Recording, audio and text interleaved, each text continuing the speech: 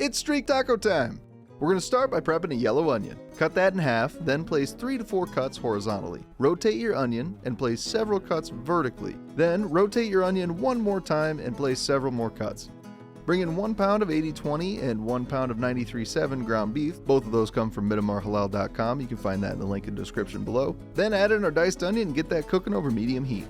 Now we'll hit it with some seasonings. We're going to start with the classic salt and pepper to taste, or about 1.5 teaspoons each. 1 tablespoon of paprika, 1 tablespoon of onion powder, 1 tablespoon of garlic powder, 1 tablespoon of oregano, 1.5 tablespoons of cumin, and 2 tablespoons of chili powder. Go ahead and mix that up until the meat's been fully coated in the seasonings and is smelling nice. Give it a little taste to make sure it's to your preferred seasoning level, then we'll pull it off the heat.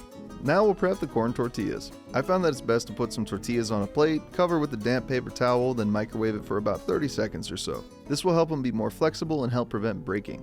Now we'll go ahead and make the tacos. Lay out the corn tortillas, cover with some taco cheese blend, add about 2 tablespoons or so of our zesty beef, sprinkle a little more taco cheese blend, then fold your tortilla closed. Now give it a nice little press to hold it in place. Then we'll set that on a tinfoil lined baking sheet and continue until we run out of beef or taco shells, whichever comes first. Now we'll take that to the oven and bake it at around 350 degrees for about 10 minutes or until the corn tortillas are crisp and the cheese has melted.